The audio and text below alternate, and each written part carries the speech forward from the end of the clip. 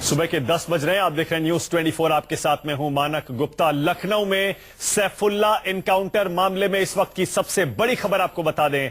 Uttar Pradesh ATS और police ने करीब 4 लोगों को हिरासत में लिया है। पूरे मामले को लेकर इस समय सभी लोगों से पूछताछ जारी है। यूपी के प्रमुख गृह सचिव देवाशीष पांडा ने न्यूज 24 को जानकारी दी है कि हिरासत में लिए गए लोगों में एक इटाम फख्तरे खान उर्फ रेशू बताया जा रहा है। तो कुल मिलाकर आप देख रहे हैं, कल से लगातार घटनाक्रम तेजी से बदल रहा है। धीरे धीरे हमारी सुरक्षा एजेंसियां इन आतंकियों के नेटवर्क का भंडाफोड़ कर रही हैं। सैफुल्ला के 2 और साथियों की तलाश अभी है। 4 लोगों को हिरासत में एटीएस कल से ले चुकी है। सैफुल्ला मारा जा चुका है, लेकिन वाकई चिंता भरी खबर है ये कि आतंकी संगठन आईएसआईएस ने कैसे हिंदुस्तान में अपनी जड़ें अंदर तक जमा ली थी। एक और बड़ी खबर, लखनऊ में मारे गए आईएस के आतंकी सैफुल्ला के उन 3 साथियों की तस्वीरें आ गई हैं। देखिए, आपको दिखाते हैं। 3 लड़के वही हैं जो लखनऊ के इस घर में रहते थे। इन्हें एटीएस ने एमपी के पिपरिया से दबोचा था। ये देखिए, ये हैं वो 3 लड़के जो लखनऊ के हाजी कॉलोनी में सैफुल्ला के साथ इसी घर में रहते थे। मध्य प्रदेश में पिपरिया से इन्हें पकड़ा गया है और इन्होंने ही ट्रेन में बम प्लांट किया था। इन्हीं की निशानदेही पर एटीएस लखनऊ में सैफुल्ला के घर तक पहुंची थी। सैफुल्ला ही इस धमाके का मास्टरमाइंड भी था। ट्रेन में बम फिट करने के बाद ये सभी भाग गए थे। सैफुल्ला पुलिस के हाथों बच गया था, लखनऊ भाग आया था। कानपुर और उन्नाव से भी संदिग्ध आतंकी पकड़े गए हैं। पुलिस अब सभी को बिठाकर पूछताछ कर रही है। न्यूज 24 पर ये एक्सक्लूसिव तस्वीरें देख लीजिए। जो आईएस के आतंकी ट्रेन में धमाका करने के बाद भाग गए थे, वो पकड़े गए हैं। हमारे संवाददाता गोविंद और जानकारी दे रहे हैं। गोविंद, अभी तक क्या पता चला इन लोगों के बारे में? देखिए, फिलहाल जो 3 लोग पिपरिया नाके से पकड़े गए हैं, उन तीनों लोगों के नाम मोहम्मद दानिश, सैयद मीर, अतीक मुजफ्फर बताया जा रहा है और इनके कब्जे से कई संदिग्ध चीजें भी बरामद हुई हैं, जिसमें ये बात भी इनसे पूछताछ में निकलकर सामने आई है कि इन्होंने बम बनाने की, पाइप बम बनाने की जो ट्रेनिंग थी वो इंटरनेट के जरिए ली और उसी पाइप बम को इन्होंने उज्जैन भोपाल पैसेंजर में प्लांट किया और उसके बाद ये लोग भागने की फिराक में थे। लेकिन यहाँ जो इनपुट से काफी तेजी से लीक आउट हुए। हालांकि शुरुआती तौर पर यह बताया जा रहा था, जब 9:45 बजे यह खबर न्यूज 24 ने सबसे पहले ब्रेक की थी, उसमें यह बताया, इस तरह के कयास लगाए जा रहे थे कि यह एक मामूली बैटरी ब्लास्ट है। लेकिन जिस तरह से जब यह बात सामने आई कि बोगी का ऊपर का हिस्से का परखच्चा उड़ चुका है, उसके बाद ये चीज तस्दीक हो चुकी थी कि ये कोई बड़ी साजिश हो सकती है। और उसके बाद जैसे ही वक्त गुजरता गया, मध्य प्रदेश का पूरा पुलिस महकमा, मध्य प्रदेश पुलिस के कप्तान, खुद डीजीपी मौके पर पहुंचे। उसके बाद इस बात की आशंका जरूर जताई जा रही थी कि मामला काफी संदिग्ध है और बड़ा है। धीरे धीरे जैसे ही वक्त बीता, शाम रहते खुद गृह मंत्री भूपेंद्र सिंह और सीएम शिवराज सिंह चौहान ने इस चीज का खुलासा किया कि ये एक आतंकी हमला है और ये हमला आईएसआईएस मॉड्यूल से जुड़ा हुआ है, जिसमें जो तस्वीरें थी पाइप बॉम्ब की वो सीरिया भेजी गई और जो सीएम शिवराज सिंह ने भी इस चीज की तमाम तस्दीक लेने के बाद जो मीडिया को जानकारी दी है वो वाकई चौंकाने वाली है। फिलहाल जो बताया जा रहा है कि ये 3 जो यहां से पकड़े गए। गोविंद एक सेकंड रुकिएगा, गोविंद बम प्लांट आपके पास आ रहे हैं, क्योंकि खबर बड़ी है। आईएस का नेटवर्क इस देश में किस हद तक फैल चुका है उसकी तस्दीक हो रही है, लेकिन हमारी पुलिस, हमारी सुरक्षा एजेंसियां आईएस के इस पूरे नेटवर्क का भंडाफोड़ करने में दिन रात जुटी हुई हैं। इस खबर पर लौटेंगे, उससे पहले आपको जरा, कल से लगातार आप देख रहे होंगे लखनऊ की हाजी कॉलोनी में कैसे एक आतंकी एक घर में घुसा हुआ था और यूपी एटीएस ने उसे घेरा हुआ था। 11 घंटे के एनकाउंटर के बाद कल देर रात उसे मार गिराया गया।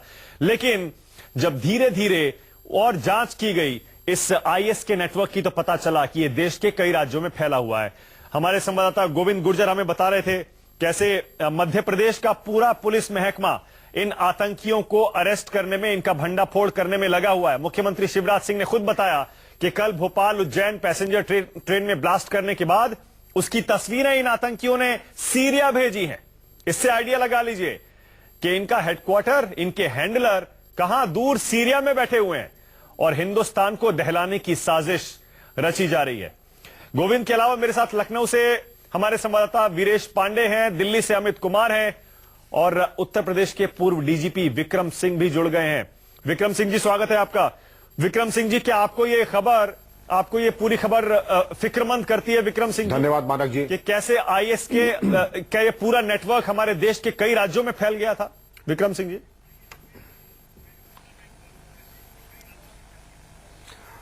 मानक जी नमस्कार। ये फिक्रमंद नहीं करती है, ये बहुत ज्यादा अगर दुश्चिंता का कोई पराकाष्ठा हो सकती है उस स्तर पर हमें और आपको ले जानी चाहिए, क्योंकि इसके पहले आपने सिमी को देखा, इंडियन मुजाहिदीन को देखा, लेकिन उससे अगर एक जनरेशन आगे कोई उग्रवादी संगठन है तो वो आईएस है। आपने स्वयं अपने प्रारंभिक संबोधन में कहा कि इन्होंने अपने इन चित्रों को, विस्फोटकों को सीरिया भेजा। इनकी जो तैयारी थी ऑपरेशनल बेस लखनऊ में, ठाकुरगंज में, उसमें जो सामग्री, विस्फोटक, लैपटॉप, सिम कार्ड्स और जिस प्रकार के मानचित्र मिले हैं, किसी भी सुरक्षा एजेंसी, लॉ एनफोर्समेंट एजेंसी को बहुत ज्यादा चिंतित और गंभीर होने की बात है ये। और देश के लिए मैं समझता हूं कि पिछले 25 वर्षों में जो सबसे बड़ी समस्या है आज ये यही है, जिसकी दस्तक कल ठाकुरगंज मुठभेड़ के बाद 11 घंटे के बाद हुई है। इसकी जो फैलाव है और अब इसका जो इलाज है, मामूली नजले और बुखार का नहीं, कैंसर के आखिरी स्टेज का जो इलाज होता है, कितने स्थानों पर, कितने प्रांतों में, कितने जनपदों में और कितने रेडिकलाइज्ड यूथ के बारे में आपको कार्य योजना बनानी है, इसके बारे में अगर अब चिंता का और विचार और चिंतन मनन का समय आ गया है। मानव बिल्कुल सही कह रहे हैं विक्रम सिंह जी। बिल्कुल मैं यही बात आपसे सुनना चाह रहा था कि पिछले 25 साल में जब देश पाकिस्तान स्पॉन्सर्ड टेररिज्म से लगातार जूझ रहा है, उसके बीच ये अब तक का सबसे बड़ा चैलेंज हिंदुस्तान के सामने खड़ा हो गया है कि अब सीरिया और इराक में सक्रिय आईएसआईएस ने हिंदुस्तान में अपनी जड़ें जमा ली हैं और कैसे इसका नेटवर्क हमारे अंदर तक फैल चुका है। अमित, क्या गृह मंत्रालय, क्या केंद्र सरकार इसको इतना गंभीरता से ले रही है? क्योंकि अब जब पता लग गया कि एक नहीं, दो नहीं, कई राज्यों में नेटवर्क फैल गया है और ये पाकिस्तान स्पॉन्सर्ड नहीं है, ये आईएसआईएस है। एक नया चैलेंज हिंदुस्तान के सामने। अमित, देखिए, अगर पिछले 2-2.5 साल की बात करें तो 2-2.5 साल से आईएस को लेकर बहुत ज्यादा गंभीरता से इस पूरे मामले को लेकर सरकार चल रही थी, गृह मंत्रालय चल रहा था। और इसीलिए अगर आप देखें तो पिछले साल एनआईए ने कई मॉड्यूल को ब्रेक किया है। हरिद्वार में गिरफ्तारी हुई, बेंगलोर से गिरफ्तारी हुई और उन मॉड्यूल्स को पकड़ा, वहां तक कि उनके जो आका थे, जो इंडियन आका थे, उनको तो पकड़ा है। और सबसे बड़ी बात की इसके लिए सबसे बड़ी चुनौती जो सामने आ रही है एनआईए के सामने, कि ये पूरा जो नेटवर्क का जो वर्किंग स्टाइल है वो सोशल मीडिया पे है।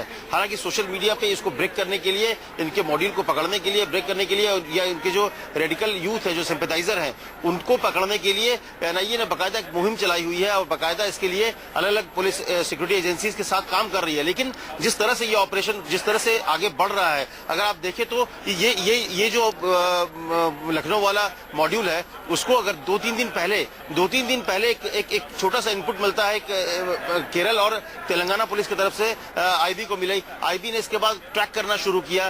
ट्रैक करने के बाद जब वो ट्रैक कर ही रही थी तो कल सुबह धमाका होता है। धमाके के बाद तस्वीर भेजी जाती है और एक फोन जाता है और फोन के बाद सैफुल्ला जो है वो अपने जो साउथ इंडिया में जो एक उसके आका है, उसको वो फोन करके इन्फॉर्म करता है, धमाके की सफलता की जानकारी देता है और वही फोन इंटरसेप्ट होता है और इसके बाद की कार्रवाई के बाद ये सारा ऑपरेशन सामने आता है। तो आप कह सकते हैं कि एजेंसीज अपनी तरफ से सतर्क है, लेकिन विक्रम सिंह जी ने जो बात की है कि अब सच में सिर्फ चिंता करने की जरूरत नहीं है, इसको हैंडल करने की जरूरत है। और इसको लेकर आपको दिक्कत ये जो समस्या है कि रेडिकल के बारे में पता करना बहुत मुश्किल होता है जब तक वो अपनी बातें सामने रखता नहीं है, क्योंकि सोशल मीडिया के जरिए चीजें आ रही है। बिल्कुल अमित ये बिल्कुल सही है, लेकिन अमित ये बिल्कुल सही है, लेकिन इस पर कोई दो राय नहीं है कि ये हमारी इंटेलिजेंस की बहुत बड़ी नाकामी है। लखनऊ के एक घर में आईएस अपना हेडक्वार्टर बना लेता है, वहां पर देखिए आईएस का झंडा है, तमाम तरह का मटेरियल है और हमें पता भी नहीं लगता है। वीरेश, आपके पास इस ब्रेक के बाद आऊंगा, क्योंकि वीरेश, कल रात को जब सैफुल्ला लखनऊ के इस घर में मारा गया, उसके बाद पता चला